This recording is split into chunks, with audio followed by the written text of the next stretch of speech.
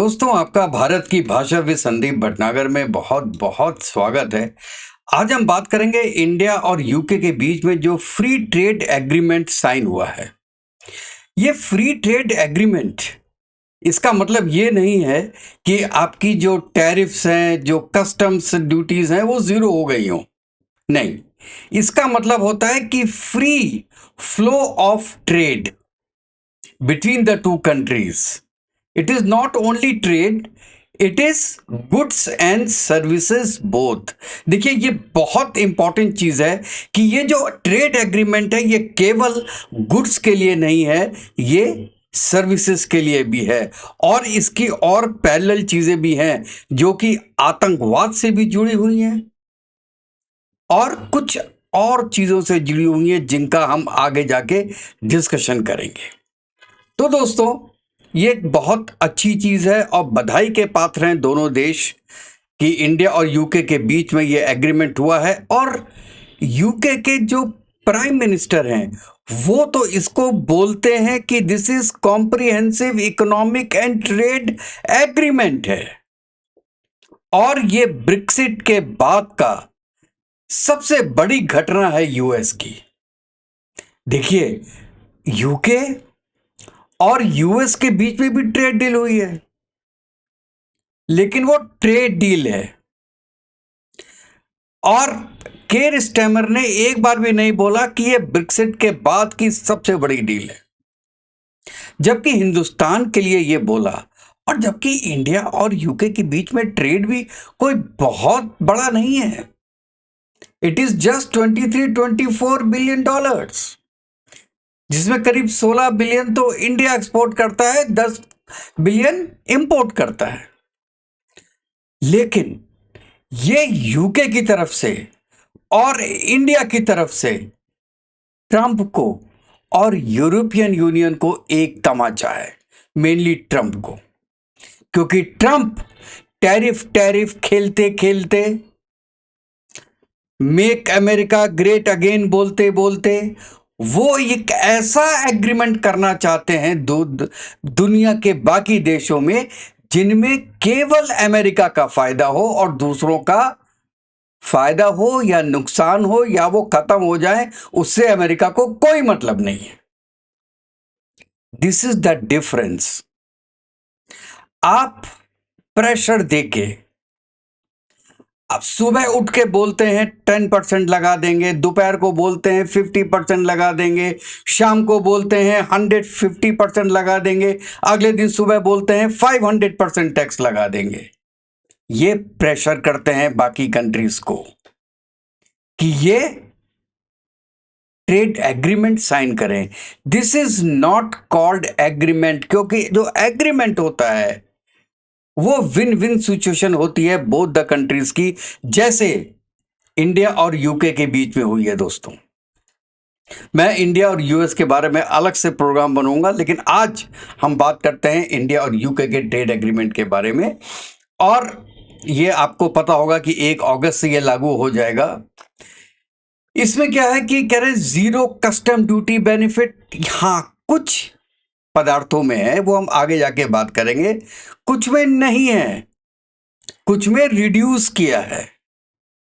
जैसे मैंने बोला कि फ्री ट्रेड एग्रीमेंट का मतलब जीरो कस्टम ड्यूटी नहीं है, ये या तो पहले से रिड्यूस करेगी या जीरो करेगी।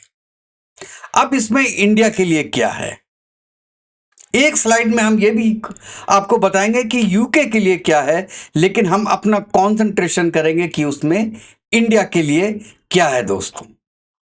और ये जीरो टैरिफ का मतलब क्या होता है दोस्तों, और कौन कौन से सेक्टर में ये फायदा देगा।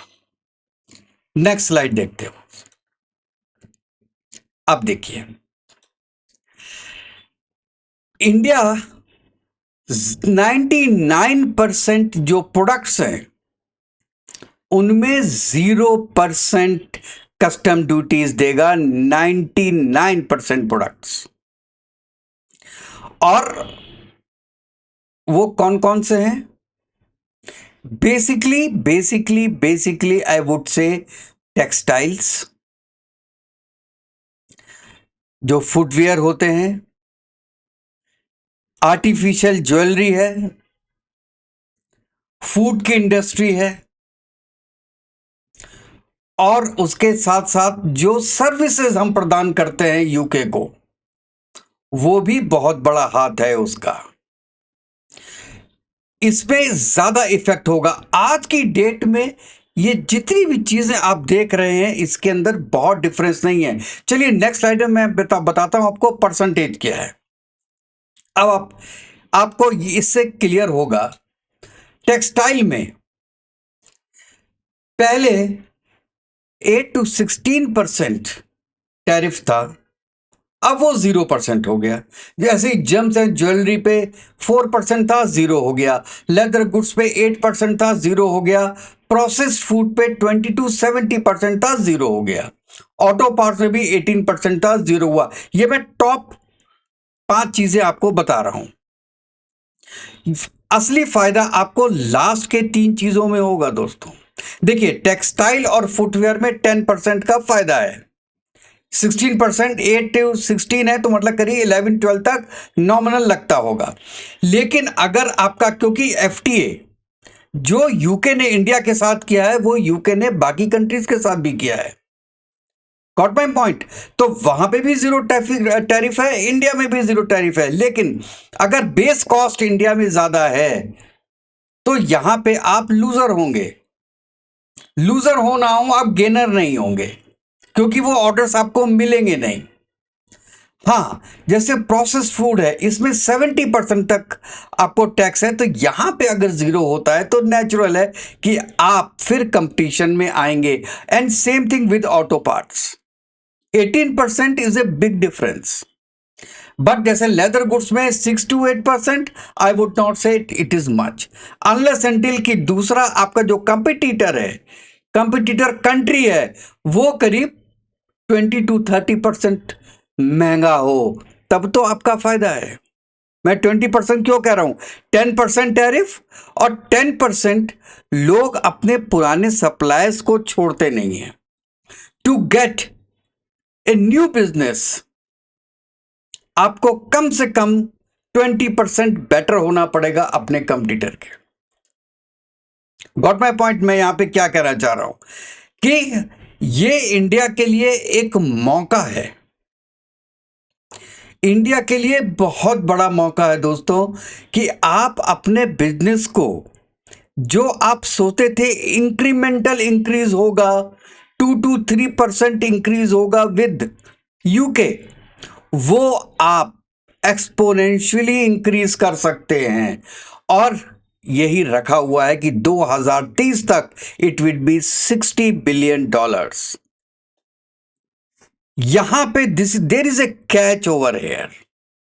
कैच क्या है कि अगर आप मार्केट ग्रैब कर सकते हैं तो ये आपके लिए बेटर है। लेकिन अगर आप मार्केट ग्रैब नहीं कर पाएंगे, या आपका जो बेस प्राइस है उसमें ज्यादा डिफरेंस नहीं है आपके कंपटीटर कंट्रीज से, तो आप इसका बेनिफिट नहीं उठा पाएंगे। और दूसरा, ये इंग्लैंड है, यूके है, यहां पे क्वालिटी मैटर्स। इसके बारे में भी हम अपनी अगली स्लाइड में दोस्तों बात करेंगे। अब देखिए, यहां पे जो मैंने पहले बोला कि जो की सेक्टर्स हैं जिनको बेनिफिट होगा, उसमें मैंने बाकी तो बोला, लेकिन आप देखिएगा केमिकल्स, मशीनरी, प्लास्टिक्स, ओट्स और सेरेल्स, ये चीजें सेक्टर्स हैं जिसमें इंडिया को बहुत ज्यादा प्रॉफिट होगा। खास तौर से ज्वेलरी, ऑटो आइटम्स और केमिकल्स। ये 3 चीजें हैं जिनमें आज की डेट में टैक्सेस ज्यादा थे, जो कि अब 0 हो गए हैं दोस्तों। यहां पे असली आपका फायदा होगा, क्योंकि ये सब कंपनीज के जो कंपनीज हैं इंडिया में, वो ऑलरेडी इस चीज को एक्सपोर्ट कर रही हैं, और अब उनके लिए this is a growth opportunity कि अपनी क्वालिटी बढ़ा के और प्राइस सस्टेन करके आप यूके का मार्केट ग्रैब कर सके। और जो यूके की इकोनॉमी आज नीचे जा रही है उसको भी इस चीज से सपोर्ट मिलेगा दोस्तों,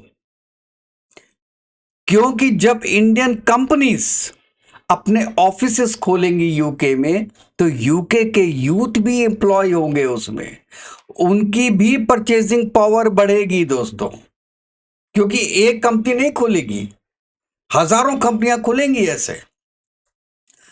तो मेन चीज है कि आपको जो अपॉर्चुनिटी मिल रही है उसको ग्रैब करना, that is the main thing.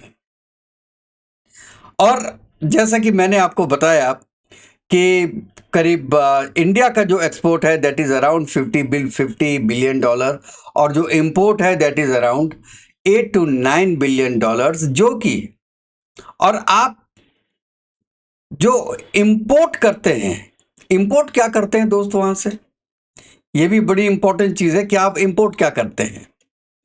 आप वहां से इंपोर्ट करते हैं विस्की, और इंपोर्ट करते हैं auto components, even manufactured cars जो कि अब सस्ती होंगी इंडिया में आके। जेएलआर, अब जेएलआर तो वैसे भी टाटा ग्रुप की है, तो दैट इज मतलब जो भी आप परसेंटेज दे रहे हैं उनको, वो तो इंडिया की कंपनी को दे रहे हैं। और स्कॉच विस्की वगैरह जिसमें 150% टैक्स लगता था, you have reduced it to 70%। तो अब देखिए इंडिया में वैसे इंडिया की 140 बिलियन की पॉपुलेशन है, 1.4 बिलियन, तो इतनी पॉपुलेशन में पीने वाले भी ज्यादा ही होंगे, पूरे यूके के बराबर तो एक दिन में आदमी पीता होगा इंडिया में स्कॉच विस्की। तो नेचुरल है कि ये फायदा होगा यूके को। और हम मानते हैं कि only 1% of India can afford to have scotch whisky, नहीं तो नॉर्मल आदमी, मिडिल क्लास आदमी के लिए it will be a very expensive thing to have. और लेकिन बार बार मैं ये बोल रहा हूं, आप एक चीज देखिए स्लाइड में, ज्वेलरी आज के दिन में इट इज ओनली 782 मिलियन जो इंडिया एक्सपोर्ट करता है, और इसमें मार्केट कितने का है, 772 billion dollars. Mind my words, आपके पास मार्जिन देखिए 782, आप इसको 1 बिलियन मानिए और 72 बिलियन मानिए, तो 72 टाइम्स आप इंक्रीज कर सकते हैं ज्वेलरी मार्केट में। और फार्मा में आप आज के दिन में केवल 2.8% है यूके की टोटल रिक्वायरमेंट की मेडिसिन की, 2.8, उसको बढ़ा के आप 30, 40, 50, 60 तक कर सकते हैं। ये आपके ग्रोथ एरियाज हैं जहां पे India can work, not basically in textile जो कि सब लोग बोल रहे हैं। हो सकता है 8% ड्यूटी कम होने पे आपको कहीं पे थोड़ा एडवांटेज हो जाए, लेकिन अगर किसी और कंट्रीज के साथ, जैसे बांग्लादेश के साथ भी एफटी हो जाता है, तो you will be in a loser state then, तो आपको फायदा नहीं होगा उसका। लेकिन बार बार मैं एक बात बोल रहा हूं कि you have to increase on your qualities. अब देखिए इसमें क्या है कि मैं यहां ये बताना चाहता हूं आपको कि क्या केवल लोअर टैरिफ करना ही काफी होता है क्या? This is not the only thing which is needed. ये केवल एक चीज नहीं है, आपको क्वालिटी स्टैंडर्ड्स, जो इसका यूके हैज एफटीएज, जो दूसरी कंट्रीज से भी है, उनसे भी आपका कंपटीशन है। और आपके जो स्किल्ड लेबर है आपको उसको अपग्रेड करना पड़ेगा, वो क्वालिटी मेंटेन करने के लिए, वो टेक्निकल अपग्रेड करने के लिए, जो कि यूके का रिक्वायरमेंट है, क्योंकि उनकी इंडिविजुअल परचेजिंग पावर आपसे बहुत ज्यादा है।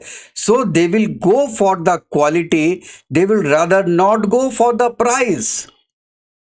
उनके लिए $4 और $5 में ज्यादा फर्क नहीं है। पाउंड आप मान लीजिए, लेकिन हम डॉलर में बात कर रहे हैं तो मैं डॉलर में बात करता हूं। हाँ, if the difference is 4 to 15, तब तो नेचुरल है कि वो आएगा कि यार ये $15 का है और ये $4 का है, तो मैं किसको लूं। लेकिन अगर $4 और $5 का है तो they will go for the country where they think the quality is the best. So they will not compromise the quality for very small amount of dollars. So this will be a challenge for India. Compliance with their standards, with the UK standards, and this is the basic thing जो कि हमारे लोगों को करनी है, करनी पड़ेगी दोस्तों। अच्छा, अब मैंने कहा था मैं एक स्लाइड में बताऊंगा कि भाई साहब यूके से हमको क्या क्या आता है। यूके से आते हैं ब्रिवरेज, जैसे मैंने बताया, स्कॉच विस्की, बियर, चॉकलेट्स। अच्छा, ऑटो कंपोनेंट्स भी हम भी एक्सपोर्ट करते हैं और यूके भी हमको एक्सपोर्ट करता है, लेकिन वो करता है प्रीमियम ऑटो कंपोनेंट्स। उसके अलावा मीट प्रोडक्ट्स और जो high and goods and services हैं, टेक्निकल सर्विसेज हैं, वो आपको देता है यूके। तो उनके लिए भी ये बहुत बड़ा एडवांटेज है कि जिसमें इंडिया 150 से लेके 45% तक टैक्स लगाता था, उसमें उसने टैक्स को या तो जीरो किया है या बहुत कम कर दिया दोस्तों। यहां पे यूके भी फायदा उठा सकता है इंडिया का और एक जवाब दे सकता है यूएस को और यूरोपियन यूनियन को। और इसमें मैं एक बात और आपसे बोलूं कि देखिए, इंडिया केवल एक एफटीए साइन करना विल नॉट बी सफिशिएंट। और ये एफटीए जो है that is, I would say, एक स्टार्टिंग पॉइंट है। किसके लिए? कि अब यूरोपियन यूनियन भी आएगा इंडिया के पास कि आप सेम फॉर्मूला पे हमसे भी एफटीए साइन कर लीजिए। फर्क तब आएगा जब यूएस को प्रेशर आएगा कि यार यूके ने तो कर लिया, यूरोपियन यूनियन करने वाला है, यूके आपका ऑस्ट्रेलिया ने ऑलरेडी कर दिया है, यूएई ने ऑलरेडी कर लिया है, बाकी कंट्रीज करने वाली हैं इंडिया के साथ, और हम केवल make America great again, make America great again लहरा रहे हैं। Only benefit to US, no benefit to other countries, all countries are cheating USA, no win win situation is required, only US, only Trump, only Trump, only Trump. वो भी सड़क पे आएगा। देखिए, China और रशिया ट्रंप को सड़क पे तो ले आए हैं, कह रहे हैं रस्सी जल गई लेकिन बल नहीं गए। वही बात है, अब ट्रंप पे भी प्रेशर आएगा कि यूके ने किया है तो हम भी करें, गिव एंड टेक करें, कुछ हम दें कुछ आप लें, तभी संभव है। और ये जो मैंने 6 पॉइंट्स लिखे हैं, 5 पॉइंट लिखे हैं, इसको भी एक बार आप पढ़िए। मैं पढ़ के बता देता हूं। जैसे आपको जो एक्सपोर्ट कर रहे हैं उनकी क्वालिटी बढ़ानी है, इंप्रूव एक्सपोर्ट क्वालिटी। आपको इंटरनेशनल स्टैंडर्ड जो है वो अडॉप्ट करने पड़ेंगे। आपको अपना लॉजिस्टिक्स जो सप्लाई चेन है वो बहुत ही स्ट्रेंथन करनी पड़ेगी टू मीट द रिक्वायरमेंट। और आपका जो आई मीन डिजिटलाइजेशन है, डॉक्यूमेंटेशन है, वो आपको करना पड़ेगा। और आपको समझना पड़ेगा कि भाई साहब यूके के रूल्स एंड रेगुलेशंस क्या है, उसके हिसाब से आप अपना वर्क कर सकते हैं दोस्तों। और लास्ट में मैं कहूंगा कि ये जो एफटीए हुआ है, ये सबसे बड़ी इंडियन की जो टेक्निकल स्टाफ है, इंजीनियर्स हैं, टेक्नीशियंस हैं, एरोस्पेस साइंटिस्ट हैं, मैन्युफैक्चरिंग में लोग हैं, आईटी में लोग हैं, उनके लिए it will be very very beneficial. क्यों? क्योंकि जो वीसाज हैं वो बहुत साउंड कर दिए गए हैं, बहुत आसानी से वीसा मिलेगा यूके का। अब लोग प्रिफर करेंगे कि हम यूके जाएं, हम यार यूएसए क्यों जाएं जहां पे हमारी वैल्यू नहीं है। तो ये भी एक चाल चली है स्टैमर ने कि जो एक स्किल्ड लेबर है इंडिया का, टॉप लेबर है इंडिया का, वो यूके जाए, अब यूएसए ना जाए। ये भी एक बहुत बड़ी बात है। तो उससे क्या होगा कि यूके की ग्रोथ एक्सपोनेंशियली बढ़ेगी। यहां फायदा होगा यूके को इंडिया का। इंडिया के पास जो सबसे बड़ा धन है वो इंडिया की जीडीपी नहीं है, इंडिया की ये परचेज पावर पैरिटी ये नहीं है। सबसे बड़ा धन जो इंडिया का है वो इंडिया के लोग हैं, इंडिया की एजुकेशन है, इंडिया के स्किल वर्क फोर्स है, जिसका यूके फायदा उठाना चाहती है दोस्तों। और ये हमारे लिए भी अच्छा है और यूके के लिए भी अच्छा है, दोनों कंट्रीज खुश। इसको कहते हैं विन विन सिचुएशन। अब इस सिचुएशन में कौन कितना ग्रैब करता है ये टाइम बताएगा। और अगर सब कुछ ठीक रहा जैसे हम सोच रहे हैं तो 2035 तक the business, the trade between the two countries will reach 60 to 65 billion dollars, and this is big, big, big. It's a big amount. क्योंकि आपका चाइना के साथ जैसे हर चीज आपको चाइना की दिखाई देती है, तो चाइना का 125 है, तो मतलब उससे आधा करीब हो जाएगा इन नेक्स्ट 10 ईयर्स। 10 ईयर्स तो ऐसे निकलते हैं दोस्तों। तो this is good for both the countries. Let us see पहले कौन आंख झपकता है और कौन ये अपॉर्चुनिटी ग्रैब करता है।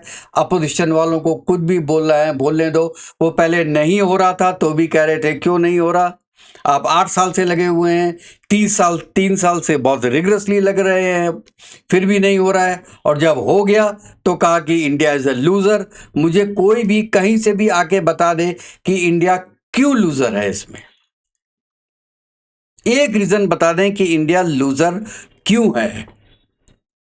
This is opportunity for both, क्योंकि जो भी एग्रीमेंट्स होते हैं वो गिव एंड टेक वाले होते हैं। You have to give something to achieve something, to take something back. तो दोस्तों आप बताइएगा कि आपको ये वीडियो कैसे लगा, और अगर अच्छा लगा हो तो प्लीज़ मेरे चैनल को लाइक कीजिएगा, सब्सक्राइब कीजिएगा और बेल आइकन ज़रूर दबा दीजिएगा, जिससे कि जैसे ही मैं कोई नया वीडियो डालूं तो उसका नोटिफिकेशन दोस्तों आपके पास तक पहुंच जाए। तो नेक्स्ट वीडियो तक के लिए जय हिंद, जय भारत, वंदे मातरम। खुश रहिए, स्वस्थ रहिए।